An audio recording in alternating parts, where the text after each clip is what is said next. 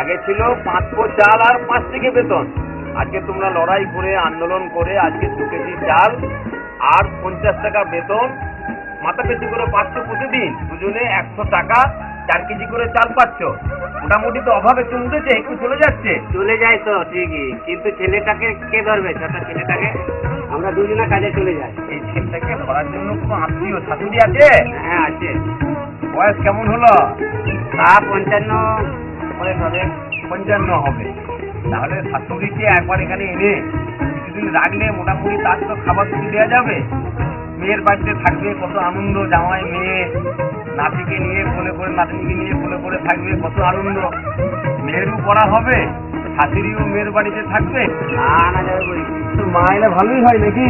হ্যাঁ ভালোই হয়। মা শুনে যাবি তো? বাহ, ভালো করে পড়তে হবে। মাসমশাই বহুদিন ছেড়ে দিয়েছে, সব তো ভুলে টুলে গেছে। তাহলে এখন আমরা তো অনেক ব্রিজ কোর্স জেলাতে খুলেছি, আমাদের এখানে ব্রিজ কোর্স আছে তো? আমাদের একটা বিজনেস আছে। আচ্ছা, তাহলে ব্রিজ কোর্সে কে দেখে একটুখানি ইন্সট্রাক্টর কে আছে তখন একটু বলতে পারবেন? আছে, ভালো ছেলে আছে, তাকেও ডাকতে হবে।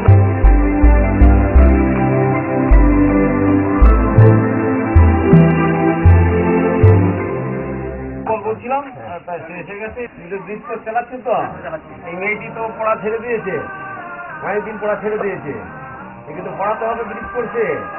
সারা সপ্তাহে আমি খবর পেয়েছিলাম। হ্যাঁ, কিন্তু নিয়ে যাওয়ার চেষ্টা করেছি অনেকবার, এসেছি নিয়ে যাওয়ার জন্য, কিন্তু এদের এই আবার পুনরায় বাচ্চা হওয়ার জন্য, ছেলে দেওয়ার জন্য এরা পাঠাতে চায় না। ঠিকই তো, এদের তো বাচ্চাটাকে আগে ঘুরতে হবে, এরা কি করে পাঠাবে? বাচ্চা যদি না ধরে এদের শাশুড়িকে নিয়ে আসবে, শাশুড়ি বাচ্চা ধরবে, মেয়ে স্কুলে পড়বে।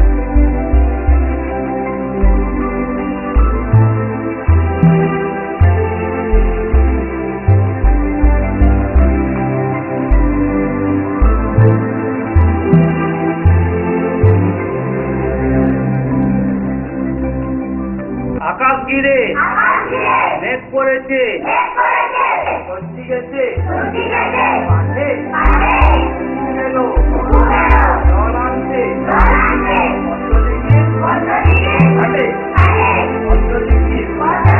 কালো জলে হরেক রকম ফুল, ঠাকুর দিচ্ছে, পুকুর বোঝা ভরা চুল।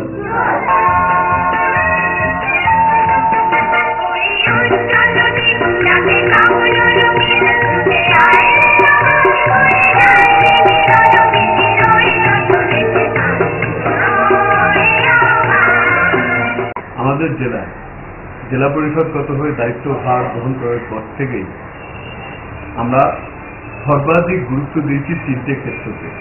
1 শিক্ষা, 2 স্বাস্থ্য, আর 3 স্বনির্ভরতা। এই 3টি একে অপরের পরিপূরক। বিশাল বিপুল সংখ্যক শিশু স্কুলের বাইরে থাকবে আর আমরা নতুন একটা প্রজন্ম গড়ে তুলব, এ কখনো সম্ভব নয়। আমরা সকলেই জানি যে শিক্ষা হচ্ছে জীবন সংগ্রামের একটা হাতিয়ার। চরম বঞ্চনায় ভরা এই শ্রেণীবিভক্ত সমাজে অগণিত পশ্চাৎপদ অংশের মানুষ জীবন সংগ্রামে এই হাতিয়ারহীনভাবে লড়াই করবে আর করে তারা জয়লাভ করবে, এটা আমরা মনে করি না।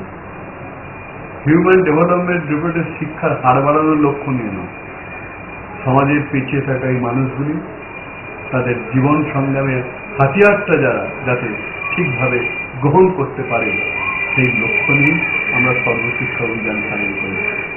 আমাদের জেলা যে 19,000-এর মতো 5 বছর প্লাস শিশু স্কুলের বাইরে রয়েছে বা বিদ্যালয়ের ছুট রয়েছে, যে কোনো মূল্যে টেনে আনতে হবে তাদের স্কুলের দরজা। শহরের মধ্যে যে সমস্ত বঞ্চিত আরবান ডিপ্রাইভ বাচ্চারা রয়েছে তাদের জন্য জায়গা করে দিতে হবে। যারা নিজের পরিবারে মায়ের কাছে স্নেহের পরশ পায়নি, অন্তত আমার সর্বশিক্ষা মিশন তাদের জন্য একটা স্নেহভরা প্রতিষ্ঠান করে দিই। এর জন্য আমরা ব্যবহার করছি বিভিন্ন স্বেচ্ছাসেবী সংস্থা। আমাদের জেলার সেই ক্ষেত্রে সাক্ষরতা প্রসার সমিতি একটি গুরুত্বপূর্ণ ভূমিকা পালন করছে।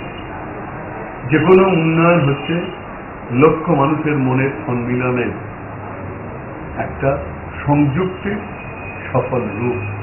কিছুতেই আমরা সর্বশিক্ষা অভিযান সফল করতে পারবো না যদি না সব অংশের মানুষকে এই কাজে আমরা সামিল করতে পারি।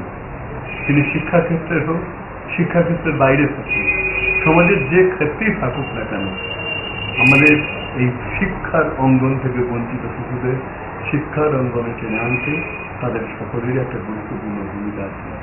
আমরা চাই তারা আমাদের আহ্বানে সাড়া দিয়ে আসুক, আমাদের জেলাকে নিরক্ষরমুক্ত জেলা গড়ে তোলার এই অভিযানকে সফল করার জন্য। আমাদের বিশ্বাস বর্ধমান তার নামের সঙ্গে সামঞ্জস্য রেখে রাজ্যের মধ্যে তার শ্রেষ্ঠত্বকে বজায় রাখবে।